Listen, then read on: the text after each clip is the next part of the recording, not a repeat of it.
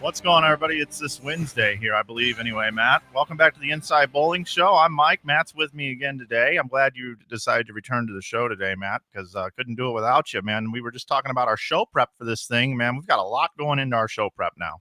Yeah, we are spending quite a bit of time here prep for our show, making sure we got our guests all lined up, making sure that they're all ready to go. There are some intricacies that come with using this platform that we're using here, so we got to make sure we got everything all worked out.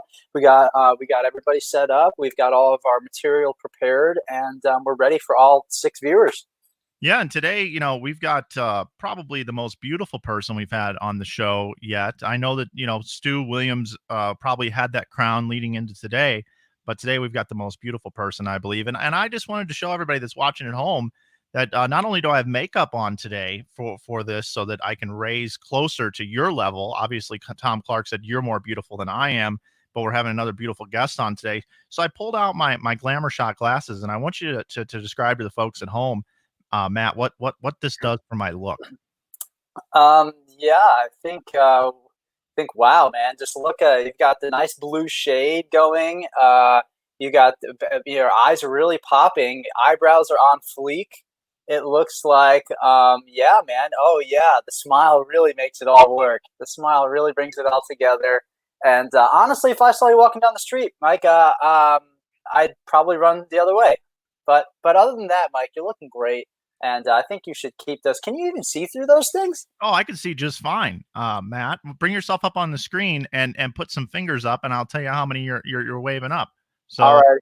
Test number 1 here at the optometrist. 2. That's 2. Nice. Yeah, I can see with no problem. So, how many is this? You're tricking me. It's like 2.5, maybe 3. But anyway, I've been trying to find a reason to pull these glasses out, and I just want to put everybody in a good mood today. Matt, we got a poll question from yesterday, the Bowler X poll question. Let's go ahead and take a look at the results if we could. We'll get that out of the way. So our Bowler X poll question yesterday was who will be the number 1 pick in this year's PBA League draft? Looks like Sean Rash wins it at 42.6%. Second was Other at 26.5%. And I thought about it afterwards, Matt. You put me on the spot yesterday, and I wasn't thinking with a full deck or something. But Dick Allen would have been the guy, right? Yeah, that's another good possible pick. He certainly bowls well in that place, and he's just obviously one of the top bowlers out on the tour. So definitely could have included him in this poll for sure. Francois Lavoie coming in third at 19.1%, and Ryan Simonelli, my number 1 draft pick, comes in at 7.8%. So I can't help but feel like your 5 lefty strategy decreased all of those lefties draft stock going into the PBA League draft. Yeah, I hope not as well, but I don't think that you have that kind of pull. You're a smart guy. You got some connections in the industry, but I don't think you got that kind of a pull to you're not wash here. You're not out here dropping wash bombs where you're just like 5 lefty strategy wins it all. No, you're still a little fish here. Yeah. So what do we have for my options for today's Bowler X poll question, Matt? So I think for today we're going to we're going to give you 2 different options here, Mike. The first one is relating to our guest today.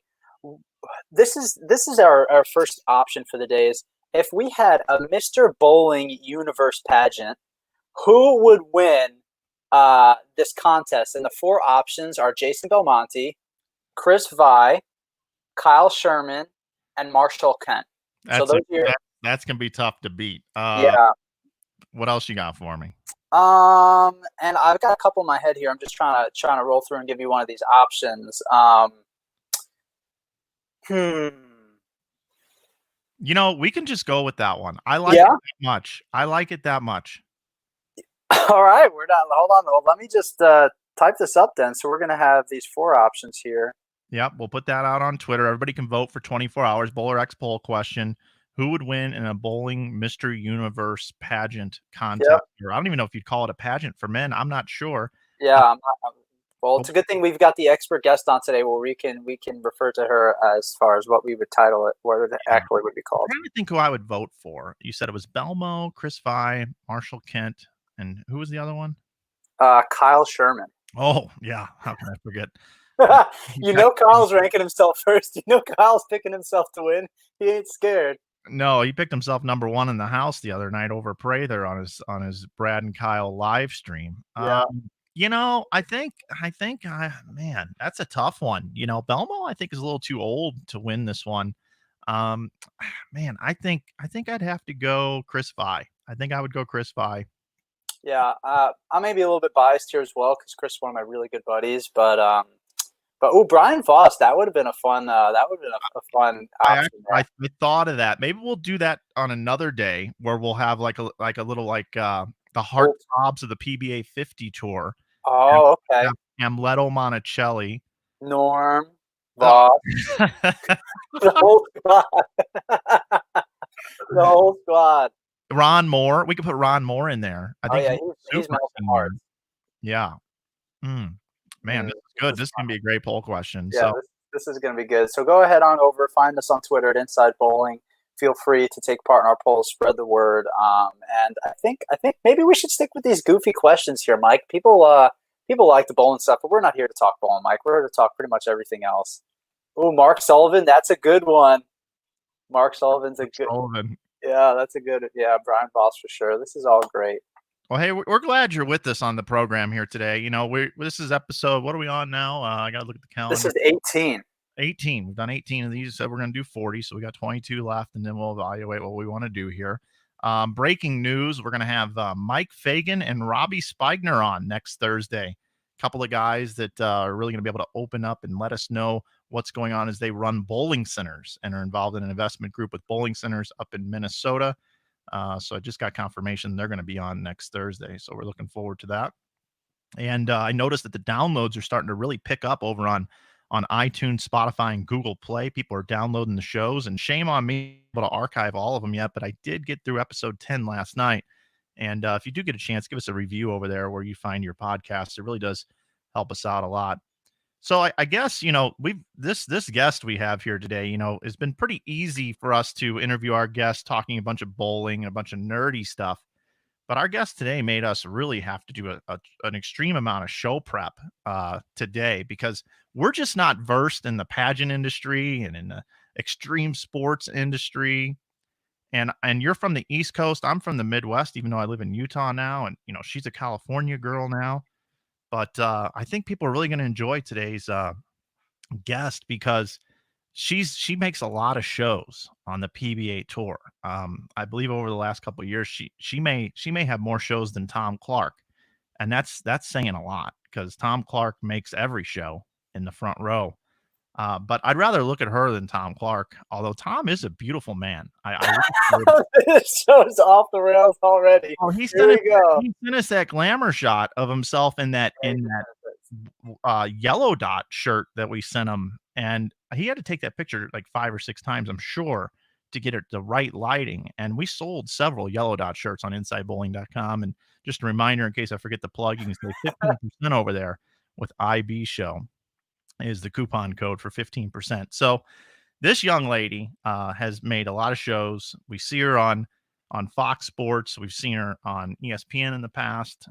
So let's bring in our guest from California, Miss Kimberly Pressler, to the program today. Hello, Kimberly. It's nice to have you here. Hi, guys. How are you? We're doing good. You listened to our banter on the Open, and I saw you laughing as you're backstage. I was. It was actually really funny. I'm going to have to give my 2 cents. I actually have a question about the poll you guys are going to do today, because you got to take into consideration what they're going to be judged on.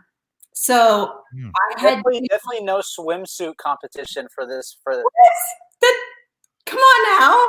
You have to have that. Like, I don't mean like, they don't have to be like little Speedos, but pageant, they're going to have to put on some board shorts and show little abs here. It's only right. It's only fair. I agree with you 100%. I'm not afraid. Yeah, you're not afraid because you're not in the contest. They also have to figure out whether it's going to be, are they going to do interview? Because that makes a huge difference. There's also a talent portion, right? Like, oh, maybe we could have put Packy the juggler in there because Packy likes to juggle. That could have been his talent. Well, so the difference between Miss America and Miss USA, which is what I won, is Miss America has like the singing, dancing, playing the violin talent. So if you want to preface it off of that, then yes, they could do a talent, maybe play those cups. Oh, yeah. So I have a question for you. Speaking of this pageantry that we're discussing, have you ever seen the show Insatiable? No, I have not. On Netflix. It's absolutely hilarious. It's all based around pageantry, but it's got like really dirty jokes. It's hilarious. It's really funny. So if you'd seen it, I was going to ask you if there's any truths that come out of that show besides the murdering, which I hope isn't true in real life. But it's a funny show. You should check it out. I think it's on Netflix. You should check out Insatiable. It's hilarious. Okay, perfect. I will. There's a lot of I don't know, the rumors that I heard about pageants before I actually went into it. I mean, some of it is a little true because, there's a lot of head games that go along with it because some people, you're going in there and you were spending 2.5 weeks with these girls that you're competing against. So you see them at practice during rehearsals, you see them during interviews with the media, and you also see them when we go out every single night because we do charity throughout the entire 2.5 weeks that we are there. So we see them a lot. And some of these girls are beyond prepared. They've been doing this their entire life. I was not one of those, so it's a little bit scary. But the ones that have been trained to do this for a really long time, they literally go into it so confident. And that can be a little intimidating. Thank goodness I didn't have an issue with any of that, but some of the other girls did. I did not, so. Yeah, and for folks that don't know, you won the 1999 Miss USA pageant. I believe Matt, this is probably a good time since we're talking about this right out of the gate. Matt has a clip of that moment that we can show. Oh, really? Oh, my winning moment. Here we go. Ladies and gentlemen, the first runner-up and winner of a $3,000 cash scholarship from Speedo is Tennessee. New Miss USA is New York. Oh, that's my family right there up in the stand. That's awesome.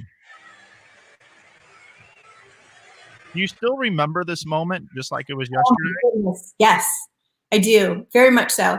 So in the pageant, you want to be called as soon as possible because leading up to the top 2 or the top 3 before they announce the winner, you want to be one of the first people called. And then the very last thing when you're standing up there, when I was with Miss Tennessee, you don't want your name called. So the whole entire time you're like on edge, call my name, call my name, call my name. And then at that very last moment, they're like, please don't call my name. Because if they don't call your name, then you're the winner. And I had to let it set in. So there's a delay. He says, Miss Tennessee. And I went, Tennessee is first runner up. And then I was like, oh, I'm the winner. So yeah, that's it. When you go back and you watch it again, you'll see there's a delay. And it's because I had to think about what that made me, whether it was first runner up or the winner. But I love seeing that. Yeah, tell us a little bit about the journey to get there. Like, what inspired you to get involved in that? Like a lot of us bowling dorks and nerds that we are, we always wanted to win on the PBA tour, right? And what goes into that? We all know what goes into that. But I'm curious, what goes into winning an event like that? So I come from a tiny little town. It's called Franklinville, New York, and it's in upstate near Buffalo. It's an hour south of Buffalo. I actually still have a home back there, so I go back as often as I can. So I have 1,500 people in my hometown. It's tiny. We have one stoplight. I remember watching in 1994, I was watching the Miss New York, I was watching Miss Teen USA on television, and Miss New York Teen USA, her name was Sarah Ray Gore, and she was this beautiful brunette. And I remember seeing her on stage and saying to myself, I'm gonna do that next year. That's gonna be me up on the stage. And my mom and my stepdad were sitting on the couch behind me, and they're like, okay, honey, you dream big. And so I made it a mission that that's what I was going to do. I went door to door, and I asked for donations, and I got $1, $5, because it costs like $650 or something like that to actually enter into the pageant. I had to be invited to it, so I sent in my packet. They called me, they said, yes, you're in. And then we went and bought this dress, and my mom put all this like bedazzled it for me, and I went to the Catskills. And I remember I really wanted a video and pictures, and my stepdad was like, honey, those things are really, it was like $100 in 1994. That was a lot of money. He's like, that's a lot of money. I don't know if we're going to do that. You got to just be prepared to not win this. Okay. And I was like, okay. I go, I make top 10. Everybody's floored. We're like, I can't believe I made top 10. And then I went and I won it. I won Miss New York Teen USA. And all I can remember is screaming on stage going, I'm going to be on television. And I'm jumping up and down, and I see my stepdad like veer right in the crowd, and he immediately walks over to the video and the photo agency and purchased the whole package because I had won. So now we needed all that stuff. But that was how it all started. I didn't grow up doing pageants, so I was a baby. I was a newcomer. I was green when I went to Miss USA, because a lot of the ladies there, I don't know, they trained for this for a really long time. So I wasn't expected to win Miss USA either. So, well, that's awesome. And then you win that. What takes place, once you win that? What are the commitments? Like, what did you have to do? So at the time, I worked for the Department of Energy at a nuclear power plant about 35 minutes from my house. And I didn't get to go back home. I had taken leave. I won Miss New York in November. 6 weeks later, I went to Miss USA, was there for 2.5 weeks, and I hadn't been home since. When you win Miss USA, you literally give up your previous life. So I had to quit working for the Department of Energy, and I went on a 1-week media tour, which was terrifying, absolutely terrifying, because again, I come from a town of 1,500 people. I had no media training. And after I won, I went out, and it was just a sea of press, and they asked me questions, and I'm pretty sure I made a fool of myself. I don't remember any of it. There was a coronation, and then I went to state to state, and we did all these different shows, and it was kind of a whirlwind. And then, so Donald Trump, our president, he had just bought the pageant. So the year I won was the first full year that he had taken it over and had run the pageant. So after that 1 week, I ended up in New York City, and I had gone out to dinner my first night in the city. I'd gone out to dinner with him and his then girlfriend, Melania. And I had never been so nervous in my entire life. I thought to myself, what am I doing here? It was this lavish restaurant. It was called The Circus. And it was high-end dining at its finest. And I'd never been to a place like that. And I was like, what am I supposed to wear? Because all the stuff that I brought for Miss USA, I had borrowed. I had borrowed from my friends and from past girls who competed in the pageant. So all of that clothes I had to give back. I was like, I don't even know what to wear. So it was kind of crazy. How much do you remember from that dinner? Do you remember what you ordered, how much it cost? What did Trump have? Any of those sorts of things? Any details? I don't remember what I had for dinner. I do remember that there were a few things that I remember. So Mr. Trump had asked me if I was nervous, because I was so out of my element. And he essentially just said, you need to not be nervous. This is who you are. You won for a reason. You're supposed to be here. And I remember being like, okay, then I got this. If Donald Trump says that I'm supposed to be here, then I'm supposed to be here. And it kind of changed my perspective on everything, that this is the place that I was supposed to be, and I earned it. I worked my butt off to get there, and I was going to take advantage of everything that was offered to me after that. I remember sitting next to Melania and looking at her and thinking to myself, my God, this woman is beautiful, because she is stunning in person. And then she speaks several different languages. And I also remember her speaking to someone in 2 different languages as we were sitting at the table. The other thing I remembered is I was very nervous about meeting him because of the stuff that I remember reading in the papers at the time, that he was a womanizer, or, you know, he was a tough boss. He just was not like that when I was at dinner at all. In fact, the entire year that I worked for him, I did not see that side of him at all. And I went to a ton of stuff. I've had meetings in his office with the staff and all of that kind of stuff. And I never saw that side of him. When we went in front of the media, you could tell that he was different. And it's because he was putting on a show, and this is the person that you see behind the scenes, and then you see a complete other person in front of the camera. And I can relate to that a little bit, because I know that when I go on camera, it's not the same person as I am, you know, at home in my own setting. And I think a lot of people can relate to that. I think that when they're forced to be in front of people, that they kind of want to put their guard up, and they're a little bit different.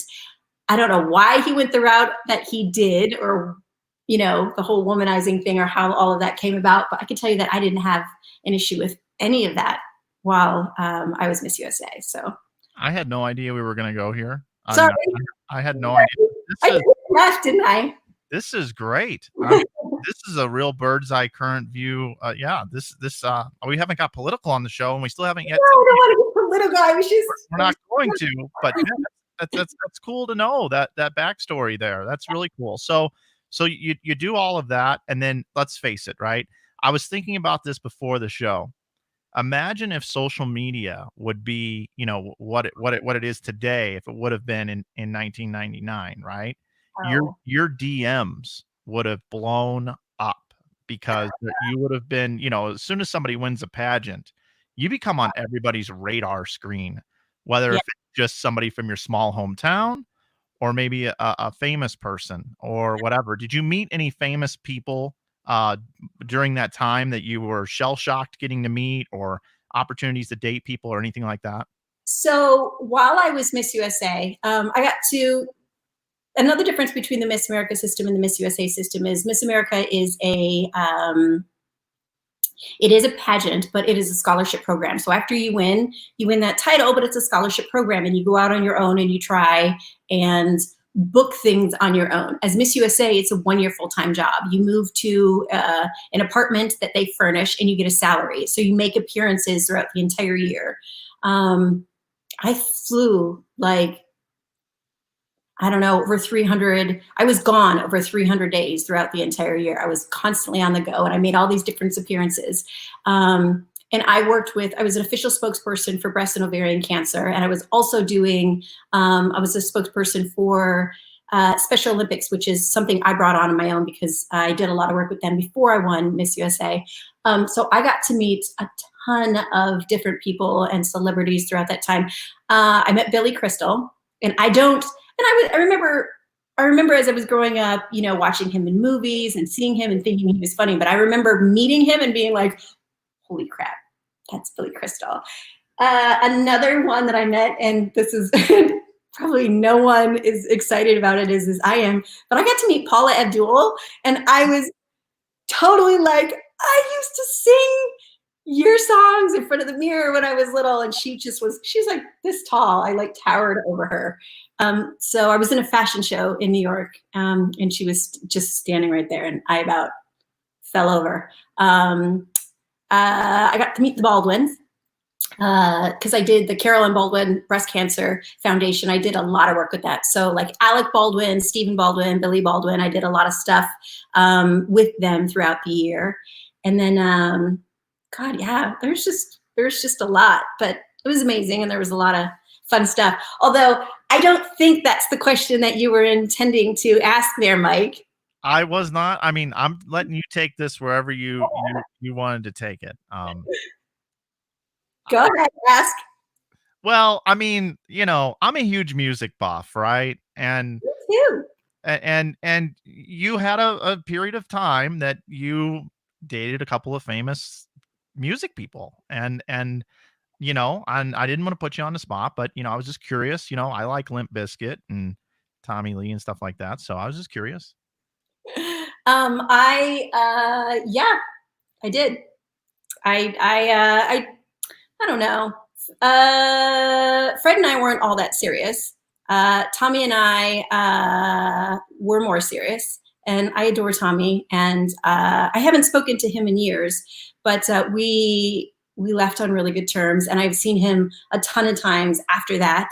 And every single time I see him, he picks me up and gives me a big hug and a kiss, and we had a really great relationship and friendship, which is amazing. And I absolutely adore him. But I have been with my fiance now for 18 years. So that was a really, really, really, really long time ago. Yeah, and I want to talk about, I told you beforehand, I want to talk about your fiance of 18 years. I've been in a 10-year relationship, and I'm not married either. So I was actually talking to Kim up in the kitchen about this ahead of time. Her name's Kimberly also, which is interesting in itself. But your Dane is his name. Well, I've done some research on him prior to this interview, because you and I have talked at PBA events, and I got a man crush on your man Dane of 18 years. And guys, she's completely off the market, and you got no chance with Dane around. Tell everybody a little bit about like how you met him. It was through BMX motocross or something like that. I don't remember what it was. But he has an excavating company where he builds these tracks for like indoor arenas and outdoor places. Tell us about that. So I met Dane. I was hosting a show called Adrenaline X on NBC, and it was about extreme sports. We were in Mesquite, Nevada. And he was building the course. He designed and built the motocross course for that event. And that's where I met him. And a week later, he emailed me after the event. He emailed, not text, emailed. And he said, I'd like to take you out. And 2 months later, we went out for the first time. And then that was it. So we've been together ever since. So did he like walk up to you and say, hey, what's your email? No. So here's the thing. We were at this event, and I can't believe I'm going to totally tell this story, and I feel a little bad for this. There he is. I mean, he's a bad man. Look at this guy. So Dane used to ride dirt bikes. He used to compete in BMX and in dirt bikes, and he did construction growing up. So he knows what it takes to build the courses, as well as not just build them, but knows, to build a lip and the angle that it needs to go, so that you get a little bit of a more of an angle to go further. And so all the guys that he grew up riding with knows that since he knows how to ride and he also knows how to build, it made for the perfect combination to, make jumps. And then it just kind of went from there. He started doing bigger courses, and then X Games called him and said, I really want you to do this. So crazy, right? So that's how he got started in that. But for us, I was at this event and I was hosting it, like I said, and I had gone out with the crew the night before in Vegas. So I was, shall we say, not feeling my best. So I went and got a massage that day. So I am wearing sweatpants. They're men's sweatpants, and I have them rolled down, and I have a tank top on, and I have my hair completely back. I just gotten out of a massage. So I'm all oily, my hair's all oily, and I come out and we're in the casino, and we're in Mesquite, Nevada. So there's like one casino there. And I go to one of the crew guys and I said, hey, you guys want to go get something to eat? And they said, oh, we all ate. And they're like, but Dane, the course designer, he's coming back, and him and his crew are going to go eat.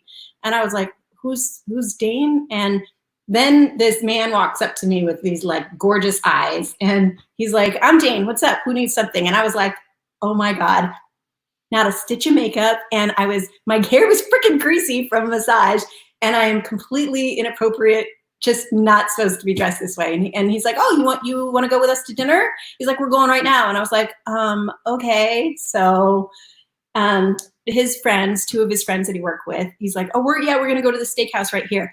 They picked the nicest steakhouse in the entire casino. I walk in, I am mortified. I look like a bum. Like I said, my hair is completely oily. And we go and we sit down, and they order this really nice bottle of red wine. And it's like, this is just mortifying. The story gets better. We're done with dinner, and these two girls, so Dane is here and his friend Jeff is right here, and I'm sitting in the middle. These two girls walk up, and they're like, oh, hey, you guys gonna go party or whatever? And they weren't inviting me, they were inviting them. And the two guys get up to leave, and they start walking out. And I put my hand on the table to leave the table. And one of the girls puts her hand on top of my hand and leans over and says, just so you know, I'm with Dane. And I just was like, okay. And then a week later, she wasn't. Yeah. And I had a kid and two houses and a business together. Yeah, that's awesome. That's really cool. And you told us in show prep too that you got a thing for tattoos and bad boys, and he fits that mold. So I mean, it's not like it's a requirement for someone to have tattoos to catch my eye, because I've dated people in the past that don't have that. I find tattoos very, very, very delicious. I love it. I want to bring Matt back in to get us back on track here. And I was thinking of adjectives in my head. I was like, where's Kimberly going to go with this? And delicious was not one that was. I did not think you're going to go there, but good for you, girl. You tell me what you're about. Rock on. He brought Mac to it, and he's literally as red as his shirt. So you said that. And on top of that, when Mike gets his belly laugh going, it makes me laugh so hard, because I think Mike's laugh is hilarious. So just all that combined together, that was amazing. We're going to have to clip that and send it to you. You can put that on your YouTube channel.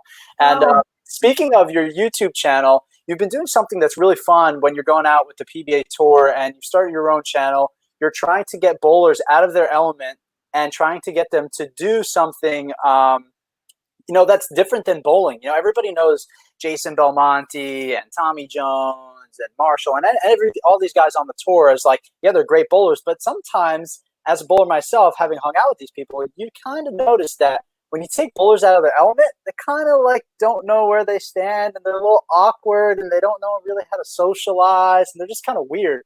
And I want to pull up this video of one of our past guests on the show.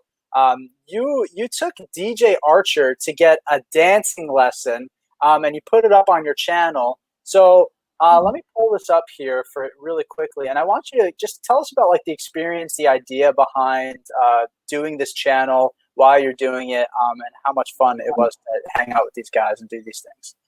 Okay, so I decided that this season, it's my 10th season with the PBA. And even though we go to all these really amazing places, I never get to do things. I go from the airport to the venue, to the hotel, venue, hotel, back to the airport, and I go home. And this season, I decided that I was going to do something different that I've either never done before, or go a place that I've not gone to. And the whole reason I wanted to do that is just because I really love to experience life and try new things and just kind of, taste it all and see how it all goes. I knew from the beginning that I wanted to try and incorporate bowlers, but because I don't know who's going to make a show, whether or not they'll have the time, trying to set it up would be tough. But the one thing that I knew that I absolutely wanted to do was take a hip hop lesson.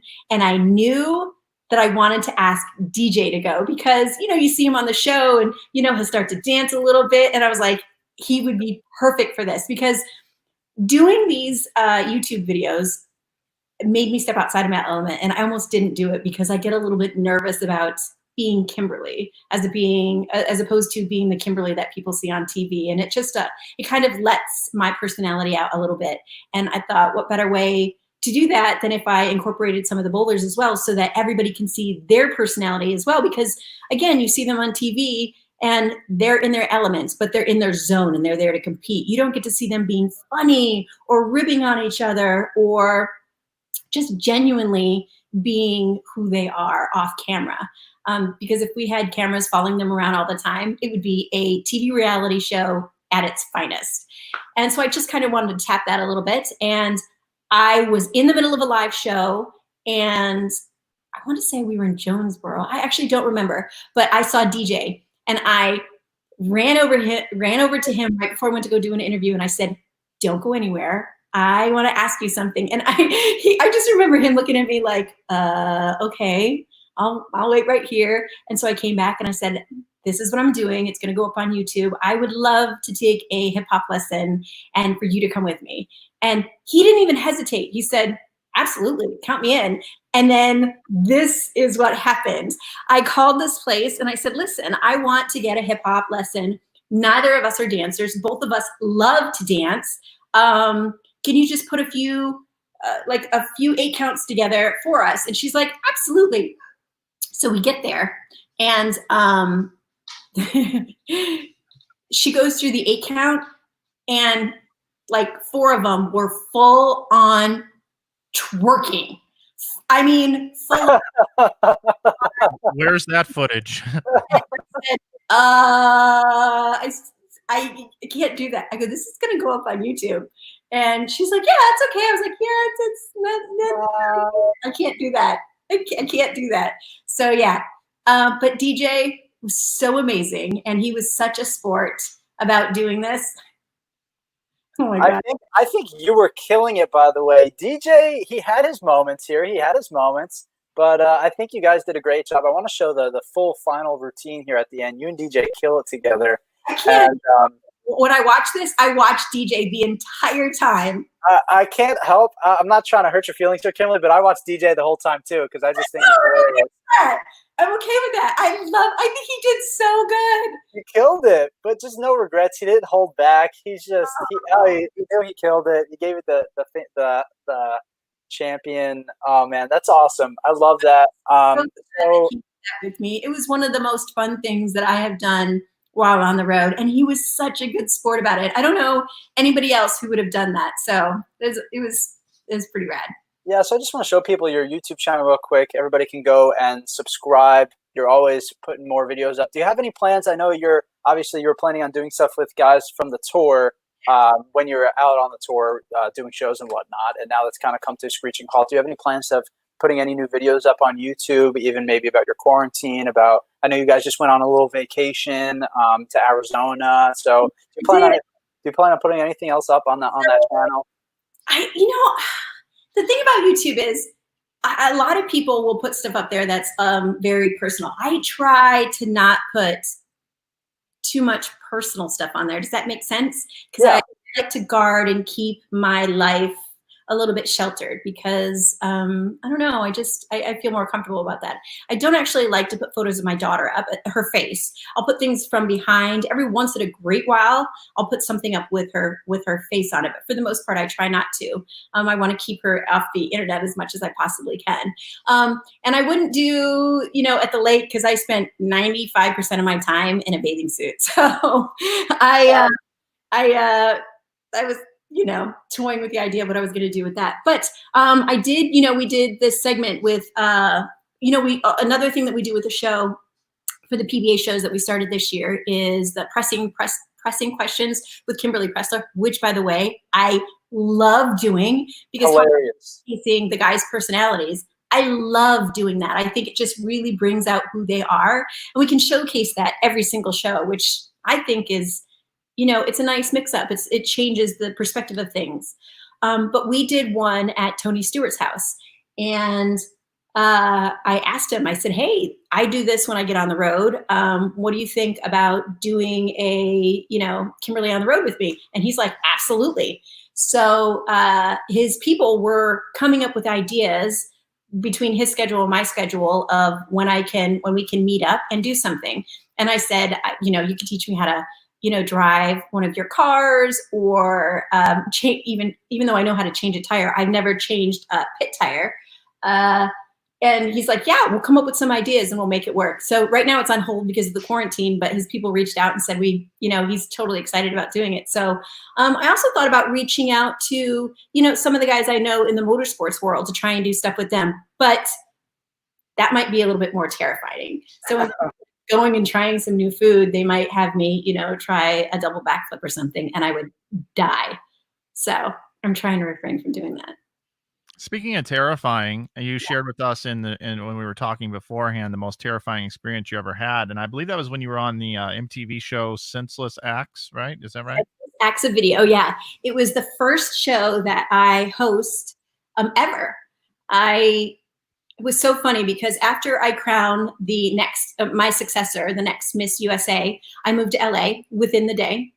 And within the month, I was in MTV Studios and they offered me this job. I would be hosting, but I would also be doing stunts.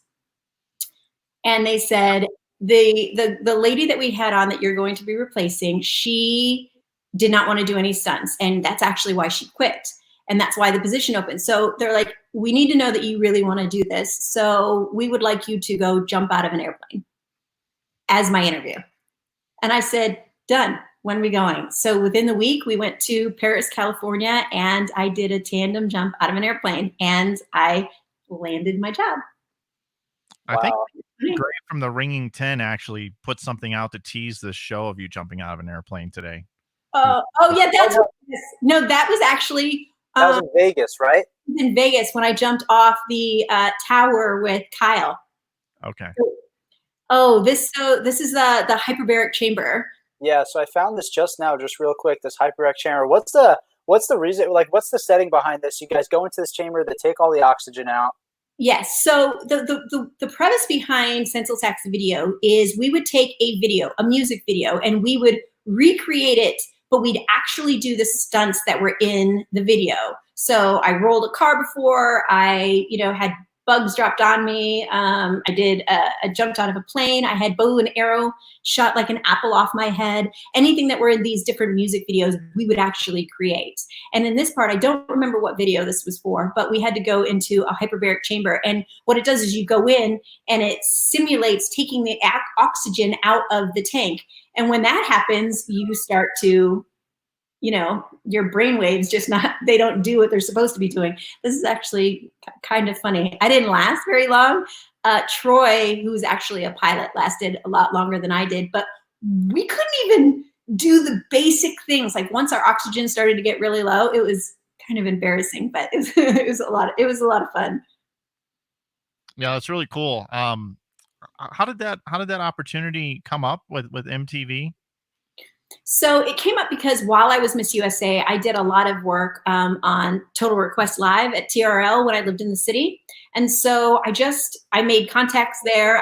They must have thought I did a really good job because they kept bringing me back on for TRL. And then after I gave up my title, they were the first to call me. I got several calls, but they were the first being like, listen, we want you on one of our shows. And yeah, that's what ended up happening. And then I did several shows with MTV before I went over to NBC. And with MTV, were there any shows that you wish you would have got cast on, or were there any type of shows that you wanted to be a part of that you weren't able to? No, not necessarily. I wanted to do something that I genuinely loved. They had originally set me up to take over doing TRL because they were going to go bi-coastal. And then I ended up getting hurt on one of the shows. So when I got hurt, we were in these go-karts, like these really fast go-karts, and a rod went through my ankle, and it was pretty bad. So I was out for several months, quite a few months. And so I couldn't go on camera during that time. And so they replaced me what they were supposed to be for that time. And then I went to NBC. So it ended up stopping. But we did some music stuff we did some other stuff. One of them was making the band. And what it was is we would take people and they would, like the MTV staff would dress them, essentially give them the day in the life of, so they know what it was experienced. And the group that they chose to do was Limp Bizkit. And so we took them and dressed them up like the guys from Limp Bizkit, and we went to the Playboy Mansion, and I got to give them a tour of the Playboy Mansion. And I had been there quite a few times prior to this, but it was the first time I was there during the day. And we got to go through, we got to go through everywhere. Like they have had an aviary there because he had all of these birds, and he had monkeys, obviously take him through the grotto, and then a few rooms that I had never been in. One of them, I wish I had all these videos so I could show you, but we walk into this room and it's a round room. It's actually circular. And then there's a circular bed in the middle of it. And I just remember there was carpet, like shag carpet on the floor. And then there's this round bed, and the whole thing is mirrors. And then there's mirrors on the ceiling as well. And I just remember being like, what am I supposed to say about this room? I have to find that footage and send it to you. I just remember being like, this is so embarrassing. Oh, that's funny. Yeah, I have to say, right? So we did some scouring on the internet for, trying to find a picture to put as the thumbnail with you, for our teaser and everything. And you've had some modeling over the years. There's been some photos that are a little racy, I would say, a little racy, gets the guys going a little bit. But I have to ask the question. You just mentioned you had been to the Playboy Mansion several times. Yeah. Were you ever approached about doing that magazine, or your thoughts on that? So I was. Wow, you really did do your homework. I was asked to do Playboy. It was very, very random. So normally you get a call from your agent or your manager, like they field calls, and then they say, oh, this, this company wants to do this with you, or this, this magazine wants to do for you. But instead I get a call, and it was from the booking agent for Playboy. And they said, because I had gone to a lot of their parties, they had all of my information. And they said, we would really like you to come test for Playboy. And I was like, I'm sorry, what? And she repeated it, and she had a date and time set up, and I got all nervous because I was like, wait. And the way that they test is you literally go to this location, and they have several girls test and shoot photos, and those photos are for their use. They're allowed to use them however they want. I would have to sign a contract. And I got so freaking nervous because I was like, I don't know what they're going to shoot. I don't know what it's going to look like. And I was like, do I really want to do this? And I was just terrified. So I told her I had to call her back, and I had to think about it because I never thought about it, honestly. Yeah. And they said they're like, listen, we really want you. We think you'd be perfect. And I said, I need to call you back. And then I called her back 2 days later, and I told them I couldn't do it because I was too chicken. Yeah, I couldn't imagine that. I mean, I really couldn't. I don't have any children, and I always think of what if my daughter was approached to do some sort of magazine like that, and how would I feel? And for the person that decides to do it, I mean, it could lead a lot of breaks in your life or your career, and lead to a lot of other things. But at the same time, it's scary on how people think of you, whether if it's right or wrong. And I bet that was a difficult decision for you. So, I don't have any issue with people doing Playboy, none whatsoever. I think they're tasteful. I think they're sexy, and I think they're beautiful. Part of me thinks that, there's part of me that was like, I really wish I could have done that so I could be like, I was in Playboy. And then the other part of me I was like, I kind of want to save something solely for my man. Yeah. So only he gets to see was honestly, that was my deciding factor. I said, I just wanted, someday I'm going to be married, and I want him to know that all of that has never been shared with everybody. I want it just for him, type deal of thing. Awesome. But I did do, I did Stuff Magazine. I did a photo shoot for them, which was, I think, kind of sexy. But what was funny about that is I come and I do the shoot and they have all this stuff picked out and they have an idea of how they want the photo shoot to go. And so they gave me all of these things, and a lot of them wore bathing suits. And we shot all of these different stuff. And then they had this top. It was a sequence top. And I swear to you, it was about this big.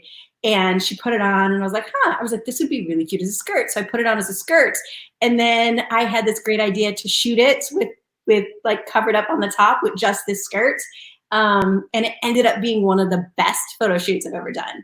And then I had to call my dad and I was like, Dad, so I did this photo shoot and it's going to come out and it's in this magazine. And I just need you to be prepared. It's a little bit more sexy. Granted, I was covered up, so you don't see stuff. But that was one of the most awkward conversations ever that I had to have with my dad. And then he goes out and he buys the magazine, and his friends at work bought the magazine, and I was mortified. I said, Dad, do not open that magazine. And he goes, I had to buy one, honey. I have every magazine that you've ever been in. And I was so embarrassed. I was like, whatever, just don't open the magazine. I'm begging you. And we've not had a conversation about it since then. What a cool dad. I think that's a cool dad right there. Yeah, he might turn bright red if you ever see my dad out at one of the events and ask him about it. And he'll do his laugh. He'll go, ho, ho, ho, ho. He's like, oh, I haven't even opened that magazine yet. Kimberly, we have about 10 minutes left of this show today. And I've been talking away. I'm so sorry. This has been such a treat, but we have to get to bowling. And we have to get to bowling. I love where we're going. I don't want to go to bowling, but we have to get to bowling. Yeah, let's talk bowling. So how did you get the gig with the PBA, and what was it about bowling that made you say, oh, I want to do this? So I after I had my daughter in 2009, I went back to work, and I was on ESPN and ABC Sports. I was covering the Traxxas Torque Truck Racing Series, which was every single weekend. So she was going on the road with me at 2 months old, and I was doing these live events every weekend. And honestly, I got burnt out. So I had asked to take a leave because I just needed time to be a mom. On top of it, I was running Dane's construction business. So, and I still do that now. I run the construction business while I'm on the road, on top of being a mom, on top of being Peyton's troop leader, on top of being her team mom for cheer. So I just got worn out. And then I got a call about 7 months later from David Bruner, who's the executive producer on all the PBA shows, a dear friend of mine. I had worked with him on quite a few different shows prior to that. And he said, listen, I'm doing bowling now, and I think that you'd be perfect to be their sideline reporter. And I told him, I said, I don't know anything about bowling. I know zero about bowling. And he's like, that's okay. They know that. But I think you'd be great for this. And I said, okay, we'll try it. And then I went to the World Series of Bowling, and that was it. That's how it all came about. And it was the same crew that it is right now. It was Rob and Randy and myself. And yeah, that's how the trio started. And I haven't looked back. It's been really amazing, actually. I love covering bowling. Yeah, the question here is, what was it like to join the PBA broadcast crew during those early World Series shows? Was it kind of intimidating and scary at first? Well, it was definitely scary. It was scary because I didn't know the sport. I didn't know the terminology. Now, you want to talk about taking apart a motor or something that can go wrong within a race, or talking about dirt tracks or berms or backflips or aerial jumps. I got you. We can have a really great conversation. But when you want to cover something and you don't know the terms of them, it becomes a little scary. So I just had to try and apply what I knew from covering other sports going into bowling. And, you know, something I touched upon when I talked to Jason Belmonte last week is that all the bowlers were really, really amazing about helping me. They went out of their way to be like, okay, so when we stand here, this is what it's called. When we change our hand, it's here. they made me feel like I wasn't an idiot for not knowing everything that was going on. And I just took baby steps along the way. And I just felt like I just needed to study. I needed to be around it and immersed in it as much as I possibly can, which is why I, was going to the practices, which is why I still go to them. I go to the practices. I do the interviews with Rob and Randy every single week with the players' interviews, just so I can really immerse myself in it. Because I felt like that was the best way that I was going to learn. And even though now I've been covering it for 10 seasons, going on 11, I still learn new stuff. Someone will say something and I'll be like, I don't even know what that means. And they'll have to explain it to me. Sometimes I get a little giggle like, really, Pressler? You don't know what that is? But for the most part, even now, everybody is so helpful. And if I have a question, I'll lean over because I want to evolve. I don't want to ask the same questions all the time. But it's very hard when there's only so much you can ask. Does that make sense? So I've been trying a little bit different to get different perspectives and to talk about stuff more about the players and what it is that they have going on, so that the people watching it get to know them a little bit more. And I love the fact that Fox and Coley really have pushed that this season, and that's something that they want to put out there. So I think that's a nice kind of change for what it is that they have me on roll for. Yeah, I think all of that is it's incredible. I think probably a lot of people don't really know how someone can get into something like the role that you have. It's like, okay, like, is it just luck? Do you fall into it? Do you go and apply for that job? That I feel like there are probably certain jobs where you really have to know people and have connections, and it's cool. And I'm sure for you, it's interesting to look back as a little girl. You probably never thought that you were going to be in the space that you've been in throughout your entire life. So it's probably pretty cool to see how you went from that girl on the couch saying, I'm going to be that. And your parents are like, okay, yeah, sure, whatever you say. To now you're consistently on television over and over and over again. You have been throughout your whole career. So it's really cool to see how that's all come to fruition for you. Thank you. Yeah, it's been pretty amazing. I've said this 1,000 times, but I am truly blessed that this is what I get to do for a living. And I've covered sports. And I've covered events that are amazing to watch, and I think people genuinely love to be a part of. And I'm just really lucky that this is what I get to do. And I love it, and I hope to do it for a very, very long time. Kimberly, we're lucky to have you on the program. I'm so excited that you guys called. I'm happy to be on it. I mean, I don't know. I didn't know where we were going today, but I thoroughly enjoyed kind of dissecting you a little bit and getting you to come a little bit out of your shell. You told us before the program that you get a little nervous talking about yourself. And I do. You'd rather interview other people.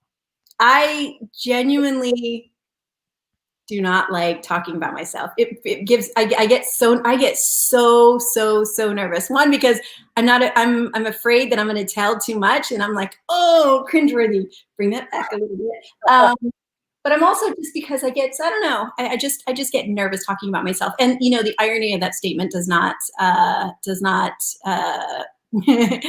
see the irony in that statement and the fact that I talk to people for a living and I ask them questions. And that's my dog. We're getting the backyard redone right now during renovation. It's a complete overhaul, and my electric guy is here. So before I got on with you guys, I set him all up, and the dog groomers were here, so he just got brought back into the house. So that was Mike. Well, we're out of time. Thanks so much for joining us. Thank you guys for having me on. I genuinely appreciate it. It was so great to talk to you guys. And I hope that you guys are all well and healthy and staying safe during all of this quarantine time. And hopefully the quarantine hasn't been too bad for you guys. Not too bad. We're weathering it. Good. And hopefully I'll see you guys on the road. And Matt, I've yet to meet you in person. Yeah. Yes. No. Yeah. We have not formally met. So maybe we'll go out to dinner time at an event. Me, you, Mike. We won't pick the most expensive steakhouse. We might just go to McDonald's or Starbucks or something. But yeah, perfect. Yeah, I look forward to meeting you, Kimberly, and I really appreciate you coming on and chatting with us. Thank you guys so much for having me on. It was fun, and I look forward to the next time we talk. Awesome. No oily hair, though. We won't allow oily hair. Yeah, we have dry. Oh, it's because Mike has no hair, so he just gets jealous when anything happens with anybody else that has hair. So don't take it personally. No, I won't at all. No oily hair, I promise. All right, cool. Kimberly. All right, bye, guys. Thank you. Matt, what a show. I know that you were thrilled with this show from like minute 15 when she came in, and then I kept looking at the time. I was like, man, we're 20 minutes and 30, 40 minutes, and we haven't talked about bowling yet. Mike is on a high right now. You probably go, if I'm going to go out on a limb here and say that was probably one of your favorite shows yet. Yeah, I like, I don't know Kimberly that well, but today I feel like, she's such a great person. You see her do a good job on TV, but you don't really get to know her.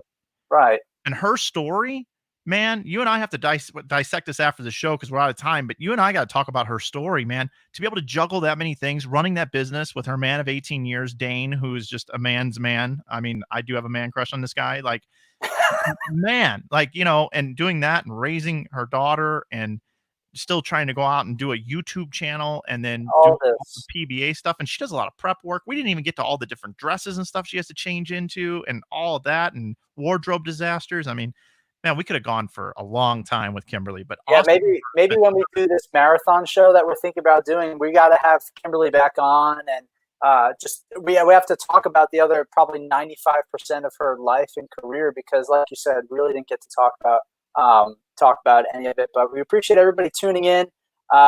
We had a lot of great feedback today, Mike, on today's episode. I think a lot of people enjoyed listening to Kimberly, so we'll definitely have to keep that in mind moving forward and possibly have her back on again.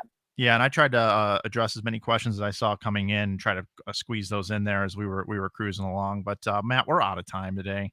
We're out. That's going to do it for today's show. Tomorrow, we're going to have KR Strike Force on the show. We're going to try to have 6 people on the show at one time. We have never done that before.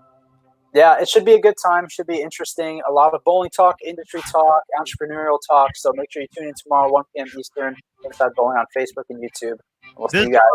The most delicious show in show history. Delicious show. Everybody go out and have something delicious for lunch. We'll see you tomorrow, everybody. Have a good day.